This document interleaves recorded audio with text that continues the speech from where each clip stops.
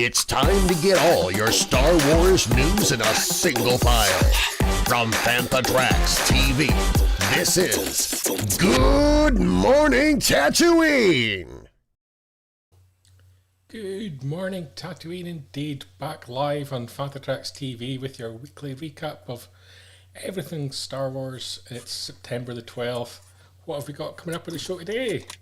First up, we're going to be talking the retirement of Tom Kane from voice acting. Michael K. Williams has passed away and we'll be reflecting on his career. Lego Star Wars Terrifying Tales released its official trailer. We've got that coming up on Disney Plus very shortly.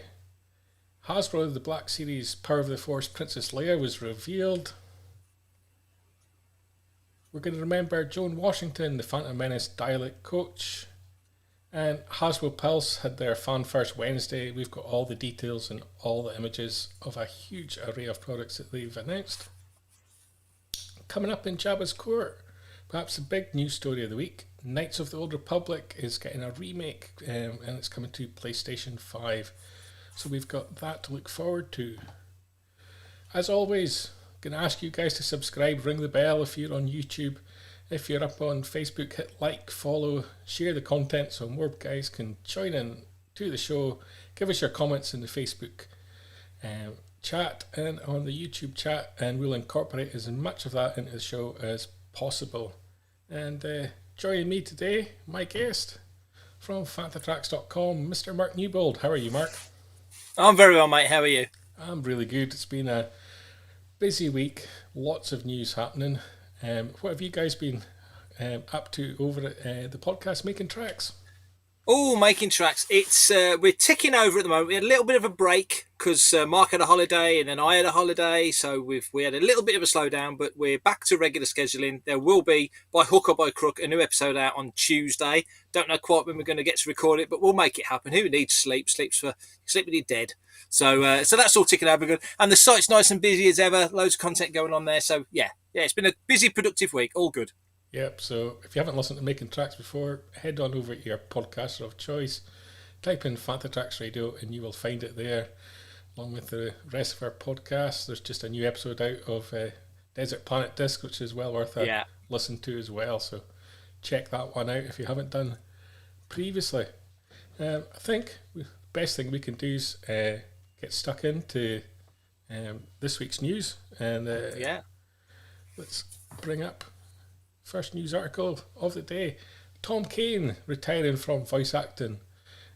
Done so many different Star Wars things over the years as Tom. Sad to see him retiring, especially for the reasons as well, Mark. Yeah, it is sad news. I mean, to get hit by a stroke as he did, and a stroke can affect people in different ways, and in his case it's affected the one thing that you know him best for, his voice. And his daughter Sam posted on his Facebook page and sort of explained the scenario that it's affected his part of his brain that controls his speech. So he's understanding everything, he's thinking everything, he just can't get the words out. So, of course, in his line of work, that's really the end of the situation for the moment. I mean, who knows where science and such will go in the future, and hopefully it'll be able to do something for him. But as it stands at the moment, yeah, it looks like he's going to have to step away from the voice acting world, which is terribly sad considering all the work he's done over the years. Just wondering if you have a moment that springs to mind of his work, or any of the people watching live want to chime in the comments. Just a moment where, obviously he's most commonly known for voicing Yoda, he's done other voices as well. Where there was a standout moment that you remember his work from. Yeah, I mean, yeah, Yoda's the one that most people in this dojo will think of him for, and of course the announcer at the start of all the episodes of the Clone Wars. But the moment that jumps to me initially thinking on it was, wow, I would guess 3-4 years ago, he was the voice at the top of the Oscars. He was sort of introducing different things at the Oscars, which I wasn't expecting. And as soon as you hear that voice, you go, that's Tom Kane. You know it straight away.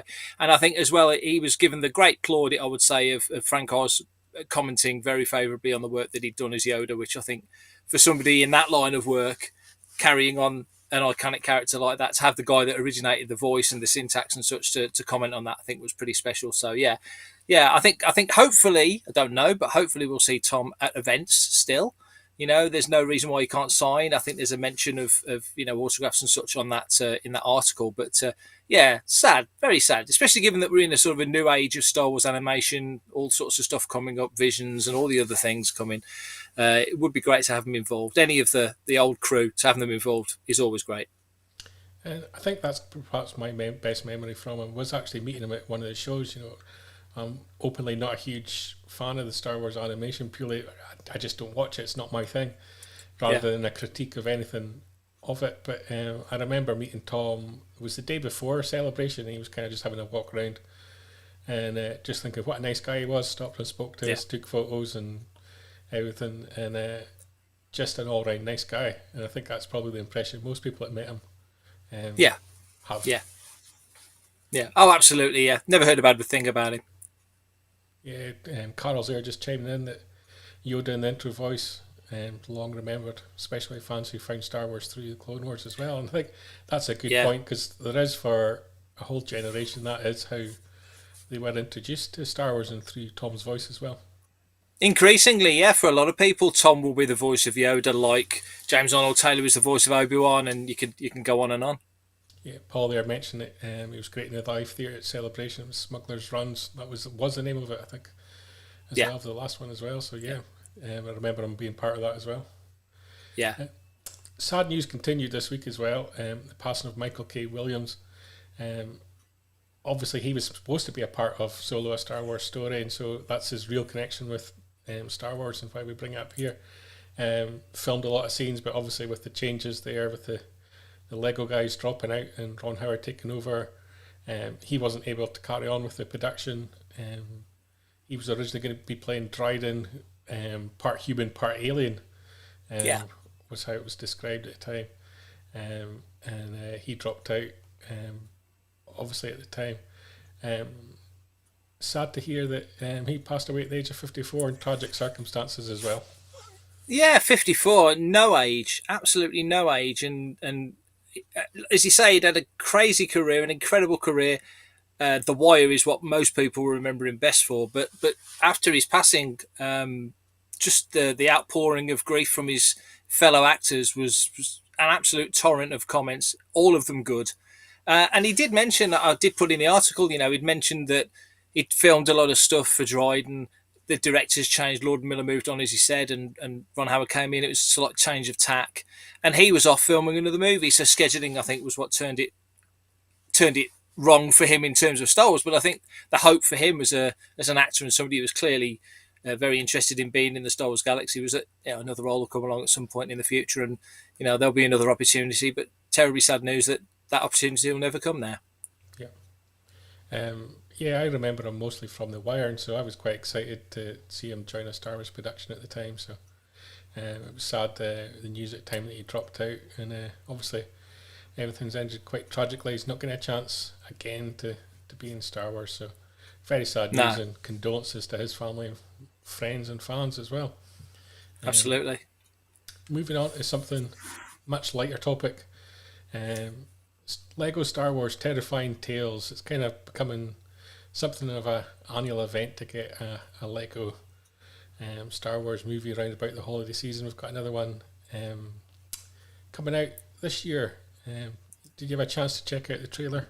And Oh yeah, what did you think? loved it. I love these. I think they're great. I think Lucasfilm's doing something really clever in making the Halloween season very much a thing. And with Disney Plus, they've got the chance now to do something like this annually if they want. You know, we've had Vader's Castle for a few years over at IDW. You know, the parks have done the pins at Halloween time.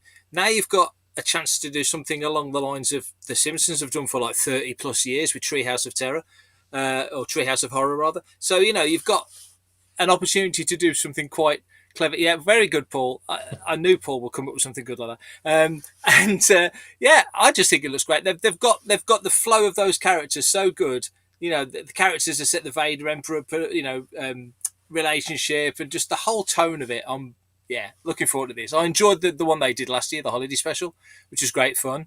I can only assume this will be the same. And there he is. There's Ren. They've thrown Ren into. I'm throwing this coming up from Carol there. I'm just going to interrupt you there. I'm assuming he's talking about the previous article and not this one. I don't know. They did Lego. They made the Lego movie, so maybe he is. Yeah. Maybe he thinks it's going to be a terrifying tale and incorporated into this. But well, do we know who directed this, Brian? I mean, this could have been Lord and Miller for all we know. I always think with the Lego Star Wars, when it comes to the comics, when it comes to the books, the TV programs, they're really poor at promoting the people behind it. I haven't heard anything on who's behind this production at all, so I have no idea. No. It's like last year that whoever the voice actress was, and they did name her, and forgive me, I can't remember her name. She sounded so like Daisy Ridley. I was convinced that it was just an off the books Daisy Ridley performance that they just didn't want to, make it a big deal for whatever reason. But it wasn't. It was another voice actress that just absolutely nailed it. Yeah, you're right. Yeah, it's. I mean, if 3PO's in it, you've got to hope that it's Anthony Daniels doing the voice because obviously, it's him. But this will be good fun. I'm sure we'll definitely be reviewing it on the site and talking about it for sure. I'm amazed as well as how quick they turn around the Lego stuff as well. It always seems to be produced incredibly fast, and the animation's a lot of fun as well. Oh, it's beautifully done. The detail is crazy. It's like we're all waiting for the Skywalker Saga Lego game and have been for about 2 years now. It feels like longer. But it'll be worth the wait because when that comes out eventually, it's going to look, the business. And he said something I shouldn't. It's going to look the absolute business. And this always does. But, they just do such a good job with it. And they have for a long time. The Lego animated stuff is going way back now. It's sort of 10 years plus now, I would imagine, to the earliest Lego animated stuff. Having just said I didn't know who any of the people were, I've just thrown up on the screen and list them all. There you go. The big name that jumps out there was Christian Slater as Ren as well. Yes. Mary Elizabeth McGlynn as well, she's in it. So there's names that we know. So, it's going to be a lot of fun. Mr. Naylor there making a comment. If only the game was turned around so quick. Obviously the game is supposed to be out in October, is now looking to be spring next year. Yeah. It'll sell like hotcakes. Those Lego games are so inventive and so clever, and there's an audience waiting for it. So I think it's one of those. It's a rare game where the patience is there to make sure they get it right because they've done these Lego games so well over the years. Yeah. Moving on to Hasbro, the Black Series Power of the Force Princess Leia, up on the site this week, announced as part of Hasbro releases, and we had a chance to get some pictures of it. Looks fantastic, really good quality. Really nice. We were very fortunate. Us and Jedi News, I believe, had the UK and world exclusive of these images, so we were the only sites posting it initially anyway for the first hour or so, and then the whole planet gets hold of it. But it was great to see this beautiful looking figure, and using that Power of the Force card back that they've done just looks so evocative. I think I've got the original 3 3/4 inch over there somewhere, but this is really nicely done. $26.99 coming out spring next year. Detailing looks great as well. One of the most popular lines on the Hasbro line as well. Looks fantastic, and something you might be adding to the collection behind you? I think so. Yeah, I mean, it's just too cool not to, isn't it? They're doing such a good job of this. I know there's been some complaints about, and we'll get to it later with the Fan First Wednesday stuff, but there's complaints about repacks and repaints and so on and so forth. But when it's done as well as this, and this isn't a repack, but it's or a repaint rather, but it is in that classic packaging. It just really, especially for collectors who were collecting in the 90s, really just take you back to that era, which was a great, as you know, very much a fun era to be collecting in. So, yeah. No, I'm all over this. Yes, I think I will be ordering this, yeah. Next up, I want to reflect on Joan Washington, who was a dialect coach on the Phantom Menace. People might be more familiar with the fact that Richard E. Grant was her husband, and obviously Richard on-screen talent for Star Wars there, so more perhaps known to Star Wars fans, but dialect coach on the Phantom Menace, crucial really at the time because you were dealing with young actors, and I think we'll forget Natalie Portman was incredibly young playing Amidala, and there was a lot of work needed there to bring the voice of a royal family member. You had Liam Neeson, Irishman, Ewan McGregor, Scotsman, trying to break those accents and get Ewan sounding a little bit like Obi-Wan of the original trilogy. Yeah. So, there's a lot of very obvious work that we can all pick up on in terms of the vocal coaching there. And I'm assuming there'll be lots more that we wouldn't even consider as well. Your thoughts on the passing of Joan? Yeah, I mean, it was terribly sad anyway, because Richard Grant's a much-loved actor and, part of the Star Wars family. And it was an oversight of mine completely that I didn't post that on the site when this initially happened. It was a big oversight of mine. So when I realised and saw a bit of information that said that she'd been, the dialect coach on Phantom Menace, I thought, well, there's a great opportunity to rectify my error and my oversight. And then looking into it, realised that she'd also worked on Attack of the Clones as well. So like you say, especially Natalie being as young as she was, sort of 14, I think, when she 14, 15 when she made Phantom Menace, and Ewan, getting that Alec Guinness edge to his voice, absolutely instrumental in giving those early films that link to the original trilogy and the believability. But again, very much like Michael K. Williams, looking through comments from fellow actors across the spectrum, really, British and American, the high regard in which she was held. And it just made me think as well, very sad that only, I think last year, maybe the year before, we lost Andrew Jack, who did a similar role on the sequel trilogy. And he was very, very highly thought of. So it just makes you think that it's a role, that dialect coach role, something that really must give those actors a tremendous amount of confidence to know there's somebody there who can guide them through certain accents, because it's not easy for everybody. I mean, I barely manage with the one I've got. So, to try and change it for something else it's a real talent, and she was clearly very highly thought of. And yeah, really didn't realise that above Richard being General Pride in Rise of Skywalker, that there was this other very deep connection to the Star Wars series. So yeah, very sad news, very sad. Indeed. Next up, I want to discuss Hasbro's big reveals this past week. It was, I think they call it their Fan Fest Wednesdays. I think I'm correct in saying that. Yeah, any day of the week they're throwing out of my depth when it comes to Hasbro and toys. So many reveals. First of all, just want to get your overall thoughts on the whole event. I think they've really nailed it now. They've got a nice slick process for presenting these, with Chris and Patrick and Jing doing, the three heads, presenting it. It's nicely done. It's well done. Patrick's a steady hand at sort of steering the ship in this regard. So I think they've got that down pat. And of course, they're heading towards the next big Hasbro Pulse event. I think that's in October. So they're sort of building up to that. And I know Transformers are doing stuff and other IPs are doing stuff as well, Hasbro IPs. So I think it was very well done. As for this one, they've covered, wow, I mean, you've got Black Series and all the different expressions within that. You've got Vintage Collection, you've got Retro, you've got Force Effects Elite. They really did cover a lot of ground in this one. I know, speaking from personal experience, it took me 3 hours to screenshot all these things, crop them to the right size, and add them to the article. It was a bit of a slog, but well worth it, I think. No, I was quite impressed with what they put out this time. Okay, let's have a closer look at each release. First up, Prototype Edition Stormtrooper.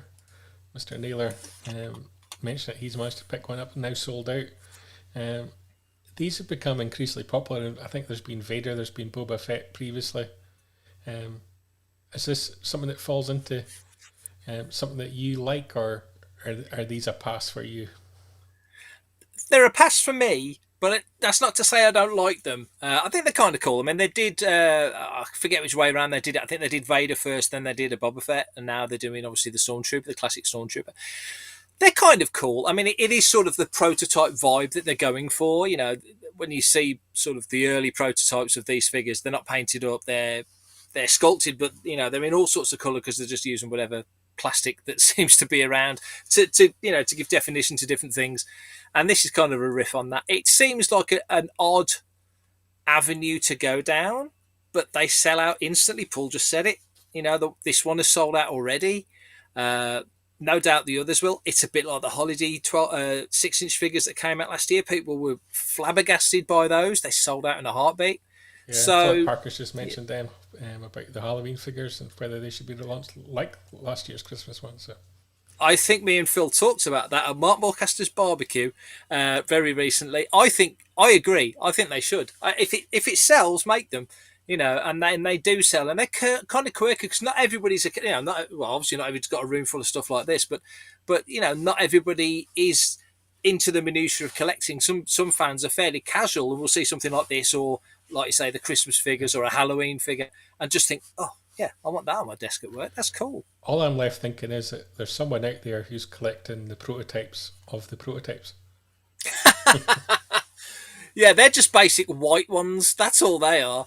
Yeah, there's got to be somebody doing it. Yeah, I never thought of that. Yeah, good point. Black Series Gaming Greats Battlefront 2 Jet Trooper. I like this purely because it's a completely different look. I've played Battlefront 2. I can't remember this character at all, which is probably shameful in itself. But I think it's kind of cool. It's kind of different. I love it. I think it's great. And when they did the video sort of walking their way through it, I think Jing had one in hand and the jetpack comes off. They've done a little sort of slot on the back to put the jetpack in. So it's very neat. These are substantial looking excuse me, figures. And again, the packaging is really nice on the gaming greats. I do like them. So I'm quite into the gaming greats range. $26.49 bizarre price. It is, isn't it? Yeah. Vintage Collection Carbonized Armorer, obviously from the Mandalorian, going to be available at Walmart in America and what they call fan channels in the UK, so that's going to be your standard big retailers, I'm guessing. I would say so, and apparently, according to my terrible spelling, it's pre-order on Hasbro Pulse, so I need to correct that. But yeah, I like this. I like the shoot myself. I like the carbonized range. I think it's the way they do the paint apps to it is interesting. It gives them a bit more depth. The packaging's gorgeous as well. So it's not just the carbonized figure, but the packaging gets a little touch of it as well. And here again, the Incinerator Trooper. That's such a pretty looking figure. I may very well be tempted by that just because I think it looks so nice. Yeah, and carrying on carbonized, you've got Moff Gideon as well. Also on pre-order apparently. I think you're going to have that in a lot of them, Mark. Maybe. You might be right. Sergio's making a comment. He hopes that some of these are going to arrive over there in Brazil. Let's hope. Carbonized Shore Trooper as well. Again, that looks Carl lovely. Bayliss will be all over that. It's gorgeous. Carl will be all over that. That's his favourite character. So yeah, that's beautiful. That is. He's actually chiming in there that the whole series is lovely. So yeah, that one looks special. I think just it just works on that one. Yeah, very much agree. The Mandalorian as well. I can never say the this credit character's collection. Name. Say the name for me, Mark.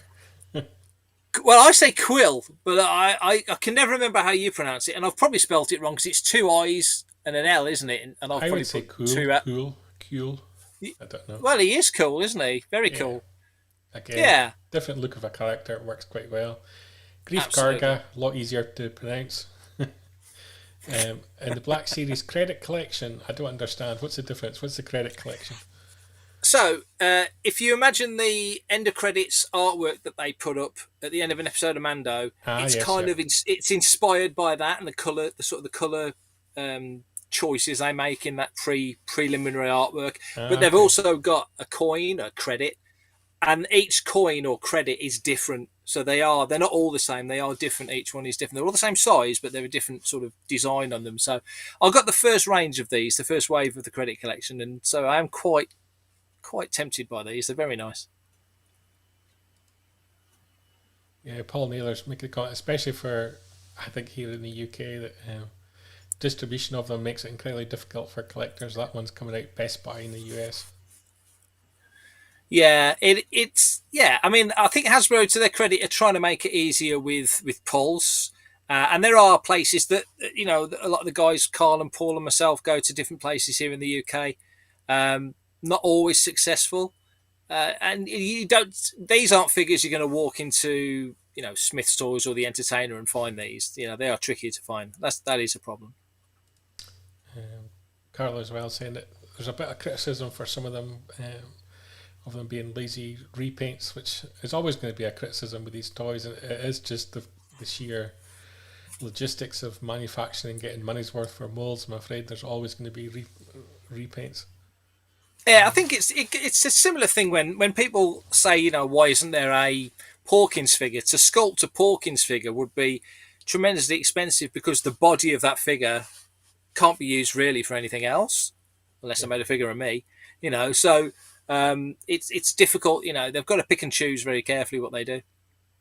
And Mando and the Child there, $36.99 at Target. This is fantastic because they've done a paint app on that makes it look like the scene where he takes on the Mudhorn. So that just looks like he's caked in mud. And that was really, really cool. Really did like this very much. And something I always think works well, Stormtrooper 4-packs. If you want to build a Stormtrooper army, that's the way to go. Yeah. Definitely, I ordered this on Hasbro Pulse. I thought I'm not missing out on that. And the box, there's box. I think if you scroll up a little bit, there's box art as well. It's in a black and white sort of line art box. Just looks really nice. Didn't want to miss out on that. $41.99 as well, so a good price point. Yeah, for 4 figures, like you say. Yeah. The one I really like out of them all, I think, is Return of the Jedi Emperor Palpatine. Yeah, doing his best Tommy Cooper impression. Yeah, absolutely. I just think always looks great in a figure. $30.99 as well, bargain. Yeah, absolutely. Yeah, never enough Lobot. And you can't have enough Lobot. So he's back as well. Yeah. Features in, I think, issue 16 of Star Wars as well. He gets some good little moments in War of the Bounty Hunters at the moment, so he's kind of a hot character. Bob as well. Bob Fortuna, yeah. $30.99 as well. And Rey Skywalker's lightsaber comes into the Force FX Elite. Take a closer look at that because I kind of dug the detail and the design there as well. Yeah, this is something really I've really impressive. particularly looked at is the lightsaber range, but kind of like this one. This one's gorgeous. I mean, when they were talking about it, I think it was Chris was talking about it online, was just saying how impressed he was with the detailing, the moulding of it, just the general look of it, the material that Ray puts on. When you buy it, it's very fresh and clean, but it naturally frays to look more like the actual lightsaber over time. And I think this, out of everything that they released on Fan First Wednesday, that got the best reaction online. So many people were just raving about this saber, wanting to get their hands on it. When you look closely at the hills, you see all the different colours of going into that sort of sentinel yellow blade. Just really nicely done. Last up as well, or coming up in their pipeline as well, was their reveals. Anything that's coming up that particularly grabbed your attention, something you want to see more of? More figurine darns, please. I think that's a great idea, releasing those so you can put your Cantina characters together, put your band together. They've got to figure out a way to do the instruments because obviously they all play different instruments. So I knew it would. I knew that yellow blade would get mentioned like that. I was thinking about that today. It's not wrong though. Yeah, the figurine darn. I think that's a great one, and I think Patrick mentioned the Mandalorian Death Watch Airborne Troopers new as well. So that's a neat one to pull in there. So yeah, but I would say figuring and getting the rest of the modal nose together. That's a great idea. And just another lightsaber coming up just for Paul's benefit. Young Leia's lightsaber. Yes. Again, that'll go down like gangbusters. That'll be so well received, no doubt about it. But I think once people see it as well, now people have seen Rey Saber and seen the quality of the build. And I've got the Revan Saber, which is insanely well put together. You can take it apart, take the crystal out of it. It's hefty. You can display it. It's a really nice piece. I can only assume that the Rey one and the Leia one that's coming will be just as good.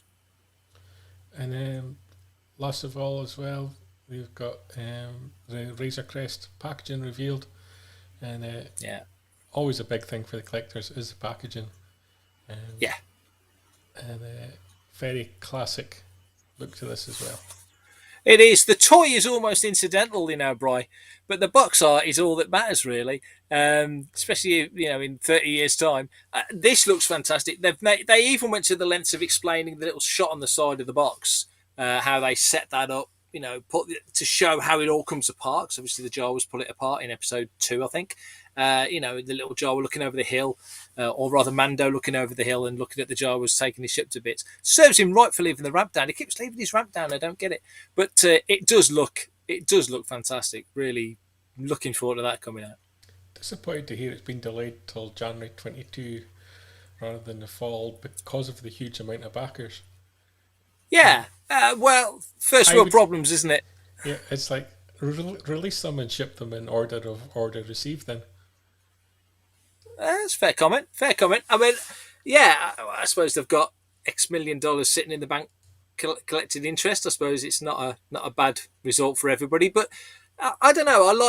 I'd rather they waited and got it right than rush it and get it wrong.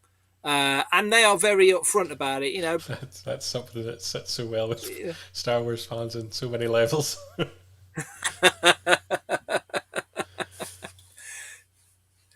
Good job, Hasbro. I think they did a good job with this. All through the ranges, they've covered a bit of everything. Whatever scale you collect, if vehicles are your thing, you've got the HasLab Razor Crest coming. If sabers are your thing, you've got the Force Elite. There's a little bit for everybody there. So I think this was a good show for Hasbro, very much so. Paul Naylor saying there's a Razor Crest coming out in the junior range next month, sub £50. He's not wrong. There is, yes, and I've said it, and I think I want that as well. Is that one for blowing up? The expendable one? Something like that goes down the stairs. It's the old school stuff. I think on that note, we should head on over to Jabba's Court for this week's discussion.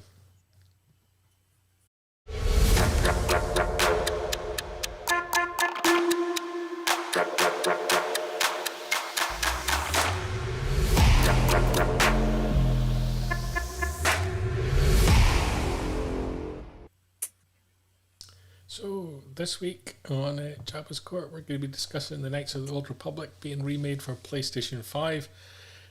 Normally I would have this in the news section of the show, but because I always think there's a little bit of controversy about the sheer volume of remakes in the gaming industry, I've kicked this into the discussion because rather than just discussing the news of the remake, I wondered what your general thoughts are on remakes in general, because there's a huge trend in the gaming industry, and it's because they've gone in the direction of Hollywood, where productions are 100 million, 200 million per game. Huge gambles, huge risks involved in building a game, building the property. If it's not a sequel, is there a market for it? The risk is high. Yeah. So you get a lot of sequels, remakes, and you tend to find this each new generation of consoles. So we've gone on to the PlayStation 5, you're beginning to see a lot of remakes for the platform and not a lot of new content. And I say new content in the realms of doing something new, doing something different. Just wondered what your general thoughts were. Yeah, I mean, I'm not a massive gamer, but in on the broader point that you make, I think gaming is very much like Hollywood now. As you say, some of these monster games can cost hundreds of millions. It's a massive investment. They're not quick to make. We talked about Lego Skywalker Saga earlier. That's taken an age to come through. And I think people would rather wait that they get it right, a bit like the Racer Crest. Get it right first time, stick the landing. But with this, I think Knights of the Old Republic has had so many people reminiscing about the game back in the day, and Kota 2 as well. A lot of the characters are. I mentioned the Reverend Lightsaber. There's something straight there. There's a lot of elements of that game that people remember very fondly. It's legends, not canon. I don't know whether this canonizes it or that's the plan. I don't know. They've not mentioned that. Not that it matters because it's set so far before. It's the Silmarillion to the Lord of the Rings that we're sort of listening to and reading about right now, if you like. But yeah. Just a step over there, Carl. Great point. Why make it platform specific? I understand that it is coming out on PC at a later date. So there is PS5 and PC, but yeah, I don't know. I think there's so much interest in this particular iteration of Star Wars, this particular game, that, I mean, the excitement for that trailer alone, I think, probably paid for the game. But yeah, you're right. Broadly, it is in gaming. It is sequels and familiar IPs, and it's got to be for the reasons that you said. I think you nailed it. Really, it's safe. It's a winner. It's the next. I mean, how many years have you? Is it Skyrim you play? How many years have you been playing that? 10 years. At least 10 years. Yeah. I still play so it. you're in. But yeah, exactly. Again, there's 5 different variations of that game being released over that 10 years, and there's another one just on the horizon as well. Yeah. And so, again, it's another game that gets remade for each new platform. And as technology moves forward, they build that on top of the game as well. And it's crazy, but they get away with it. Yeah, but I think it's familiarity as well, isn't it? Isn't it? How many Mario games are there? How many Zelda games are there? How many, Final Fantasy games are there? And some of these IPs go back to the 80s, for goodness sake. I mean, Donkey Kong was the, was the start of Mario, wasn't it? So, if you've got people invested in the brand and invested, and Cole says about why make it platform specific, but a lot of the Nintendo games are only on Nintendo, so because it's a bit to me, as somebody who's kind of on the periphery of it, I'm interested because it's Star Wars, but I'm not a massive gamer. I'm interested because it's Star Wars. If you're so it seems to me that Nintendo gamers, it's almost like being like buying an Apple phone or buying an iPhone. It's that kind of it's that kind of thing. What you're tending to find, you mentioned Skyrim earlier, and it's certainly something that's been brought up in that fandom recently, is that the studio that makes it's been bought by Microsoft, and so the next iteration of the game is going to be exclusive to Xbox. And a huge part of that community around Skyrim is the modifications that fans do, which make the game much, much better than the original was. And that community kind of slowly dissipates if you take away platforms, because people are developing for different platforms. With the sheer money involved in terms of the consoles, you're going to get more of this where the studios are getting bought up by console specific or paid extra money to be console specific. It's a shame though, isn't it? It's a shame that you get a game that should be multi-platform. I mean, I'm not enough of a gamer. I'll probably have a crack at this on PC, to be honest. I'm not springing. I don't know how much a PS5 is. 300, 400 quid. I've got no idea. At the moment, if you can get one for love nor money. They kind of they're impossible to get. Rarest rocking horse, aren't they? So, I think with this though, bringing this back, the way Lucasfilm seems to be working at the moment with various sort of brands with it. I mean, right there, Star Wars Visions. I've linked to the book in. There's Visions. It's about to come out on the 22nd of September. I've seen a couple of episodes of it. Fantastic. There's another little mini separate IP. There's a book coming out with it. Every chance they'll do a comic. Every chance they'll do figures. It's another little wellspring to do other stuff. And don't know what I'm doing this for. But then, Kota's the same. They can do figures of it. They can do lightsabers off it. They can do T-shirts off it. It's smart business. Like going back to the Battlefront IP or the Battlefront name. We did Battlefront 1 and 2. Then 15 years later, we did Battlefront 1 and 2 again. 1 year maybe we'll get a Battlefront 3. I would assume they'll do a second Squadrons because that did quite tidily. There's going to be another Fallen Order. So, you can see why sequels and remakes happen. It's familiarity, even within the brand. Yeah, and it cheapens it to make the sequel because you're using the same assets and the same platform behind the game as well. There is something to do with Star Wars gaming I think has been true since the license was bought over, is that the number of games in development and the ambition of the studio to work with the license seems to have really dropped.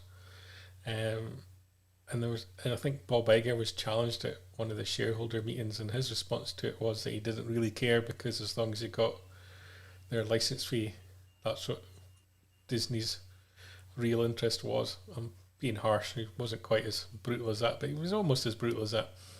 Yeah. Yeah. And I kind of agree that I think the license has been badly used. Beyond Squadrons, which is really just a modern day X-Wing TIE Fighter game. Yeah. Nothing new's been brought to the table, I don't think, in their Star Wars gaming in the last few years. This is another sideways step. I would have preferred to get a game in the style of Knights of the Old Republic. Maybe steal some of the characters, steal some of the elements, but do something fresh. Yeah, I get that.